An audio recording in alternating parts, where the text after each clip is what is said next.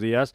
Semana que viene marcada, entre otros asuntos, por los resultados empresariales. Tenemos citas importantes, ya se lo hemos contado, con compañías como Amazon, como Alphabet, como el Banco Santander, como BBVA, también con el sector farmacéutico, con empresas como Novo Nordisk, GSK o Eli Lilly. Atentos también a las cuentas que van a presentar en Estados Unidos empresas como Disney, o en Asia como Nintendo y como Sony. Tenemos cita también con los bancos centrales, Banco Reserva Nacional de Australia, tenemos también Banco Central Europeo y Banco de Inglaterra aquí en Europa, y un sinfín de referencias que van a ir marcando el paso de los inversores y que nos van a llevar el viernes a ese dato de empleo, a ese informe oficial de empleo en Estados Unidos. La fotografía de los mercados se la contamos y se la resumimos, con el euro ahora mismo plano frente al dólar en 1,1847 unidades, con caída de nuevo un día más para los metales preciosos, desplomándose el oro ahora mismo en tiempo real casi un 4%, caída también para la plata de casi el 13%,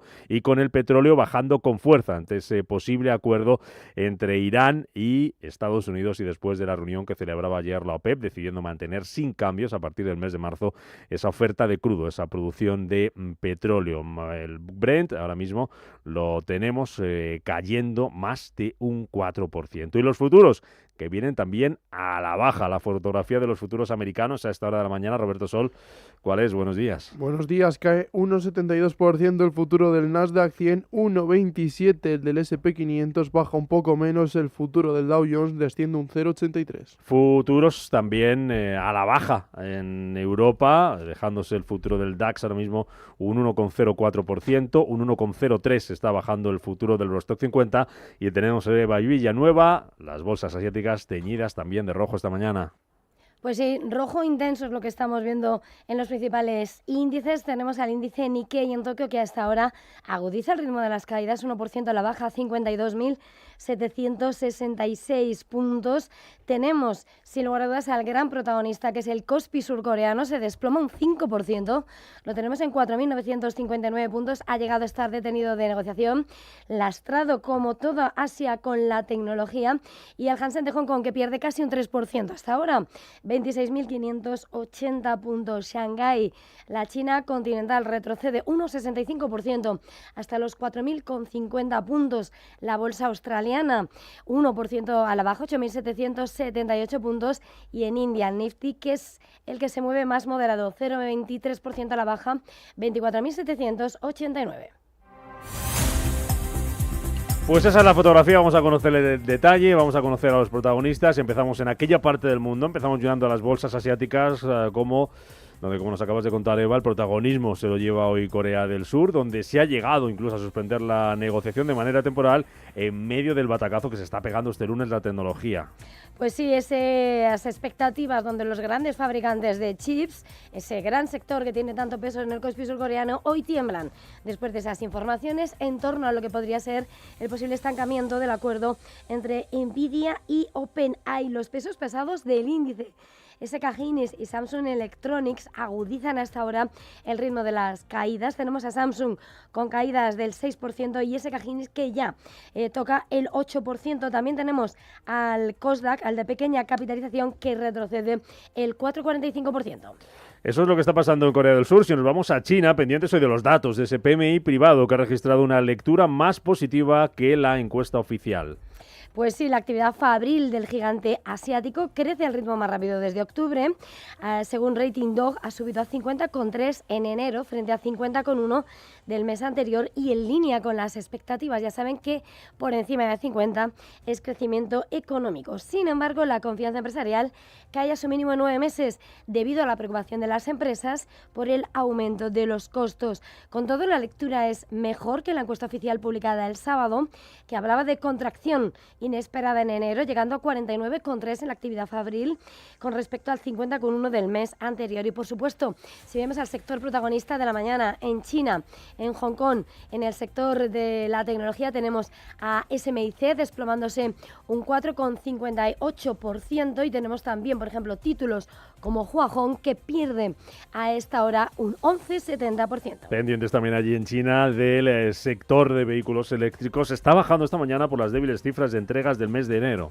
Pues sí, se renuevan así las preocupaciones sobre la demanda interna, ya saben, esa gran cuenta pendiente de la economía y China por la que trata de luchar las autoridades de Pekín. Las acciones de BID de BID en Hong Kong pierden a esta hora un 8%, en Shanghái un 4% y muestran esa decepción tras una caída en las entregas del 30% en tasa interanual y el quinto mes a la baja por el rendimiento más débil de los híbridos enchufables. XPeng, sus entregas se desploman un 34%, Li Auto vende un 8% menos y vemos caídas en ambos del orden del 9 y del 4%. NIO, por su parte, pierde el 7% en un escenario donde casi las entregas doblan las de cifra del año anterior, pero son inferiores a las de diciembre y reflejan debilidad estacional.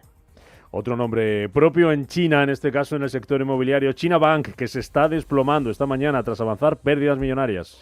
Pues sí, a esta hora vemos precisamente cómo las acciones han llegado a caerse un 7,4%, a esta hora algo más reducidas del 3% tras avanzar pérdidas netas de 82.000 millones de yuanes al cambio 11.796 millones de dólares. Recordemos que se encuentra inmersa en ese proceso de negociación para el pago de su deuda, pero es la última gran exponente de la crisis inmobiliaria en el gigante asiático. De China nos vamos hasta Japón, donde los operadores se mantienen expectantes ya de cara a las elecciones del próximo 8 de febrero y según los sondeos, la primera ministra, Sanae Takaichi, alcanzará una victoria aplastante y eso está haciendo que suban los rendimientos de los bonos. Claramente es el punto de atención de lo que está siendo precisamente el punto de atención del mercado, una vez que lo que se está cotizando es lo que va a ser la economía de la Sanae Takaichi, de la que se espera que haya una gran partida de gastos y recortes de impuestos. Según el sondeo de ese periódico, Asahi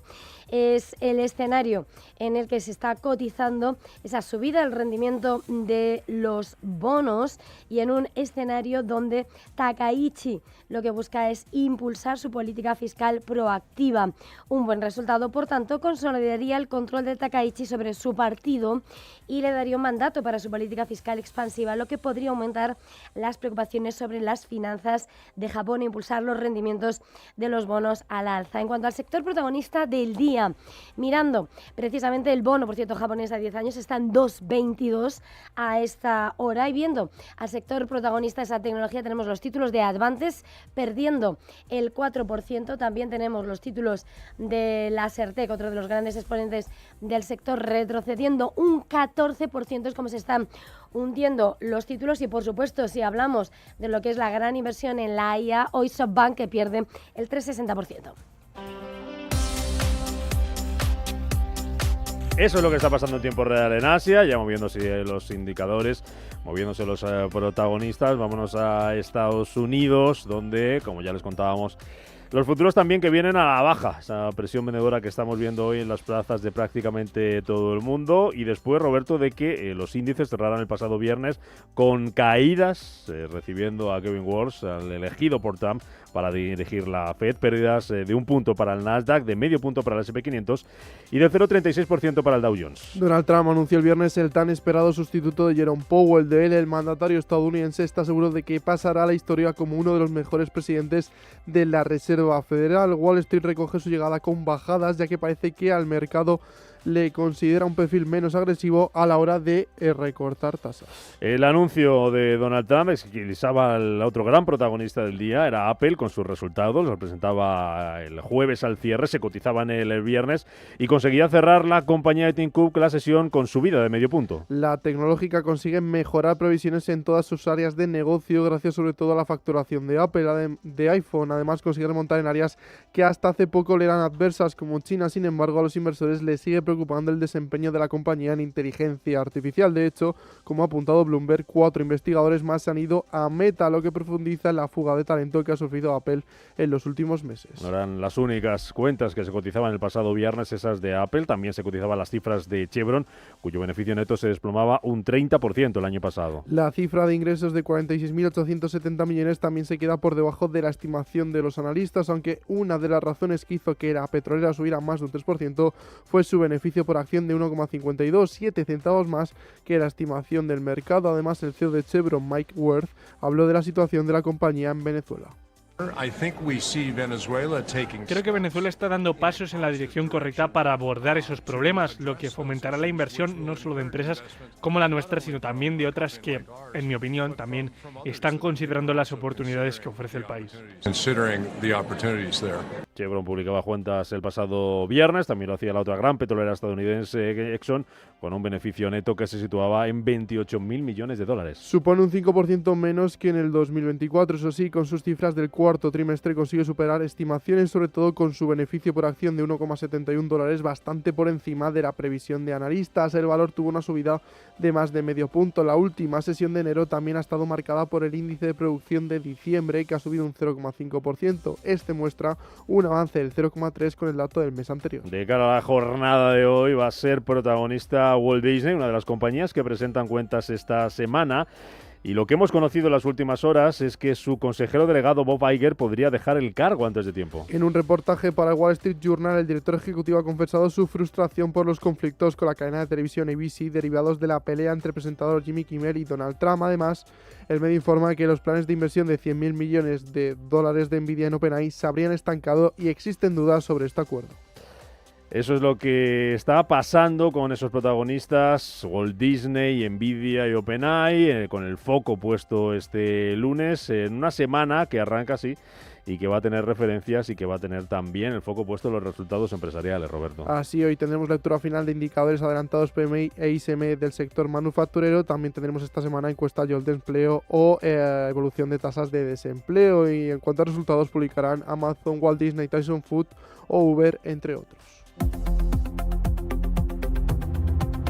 Comenzamos en Europa también el mes de febrero, segundo mes del año, después de cerrar un buen mes de enero en el que el IBEX 35 sumaba más de un 3%. Abre hoy Ángeles Lozano desde máximos históricos y mira ya de cerca a los 17.900 puntos, aunque de momento los futuros apuntan a que la sesión va a ser hoy a la baja. Buenos días. Muy buenos días. Sí, parece que ese máximo histórico con el que cerraba el selectivo el pasado viernes no va a poder resistir esta jornada en la que los futuros adelantan una apertura muy bajista, con el petróleo y los metales preciosos desplomándose. Se despedían 17.880 puntos. Sumó el pasado viernes un 1,66% animado por CaixaBank, que presentó resultados, y el resto de los bancos. En enero el selectivo ha cerrado con una ganancia del 3,3% y lo mejor lo hemos visto en ArcelorMittal, que en el mes ganó un 17,66%, en la farmacéutica Rovi y en Puig, que han subido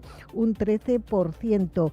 Indra, el valor más alcista del pasado ejercicio, en enero ha ganado un 12,5%. También está en zona de máximos. Por el contrario, las caídas en el primer mes del ejercicio han estado lideradas por Mafre, que pierde un 10%, lo mismo que Amadeus.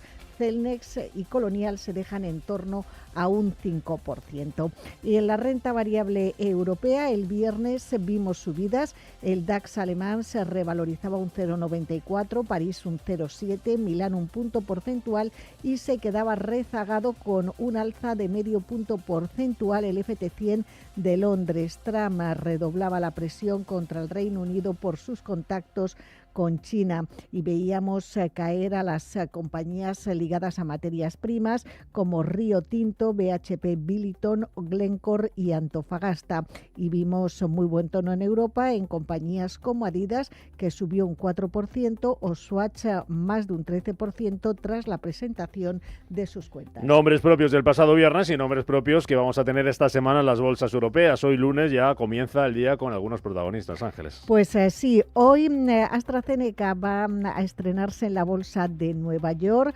Busca una estrecha relación con Estados Unidos como el resto de su sector, ya que es su mayor mercado, y con la salida a bolsa quiere aumentar sus inversiones en Estados Unidos. Además, ha anunciado que invertirá miles de millones en China y se va a asociar con una empresa biotecnológica de ese país para desarrollar medicamentos para bajar peso. También hoy es noticia Julius Baer, han publicado sus resultados del pasado ejercicio. El beneficio neto de la compañía suiza cae un 25% en el pasado ejercicio.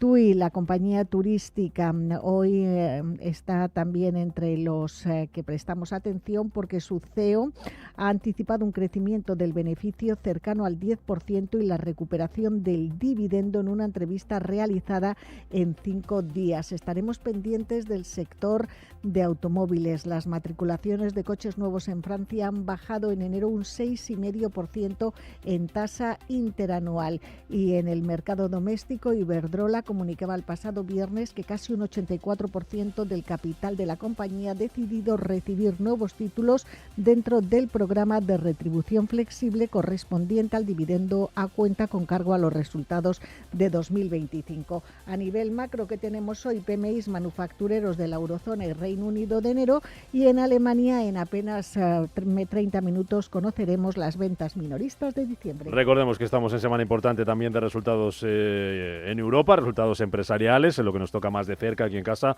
Vamos a conocer los próximos días cuentas de Unicaja, de Santander, de BBVA o de Banco Sabadell, entre otras. Despierta, invierte.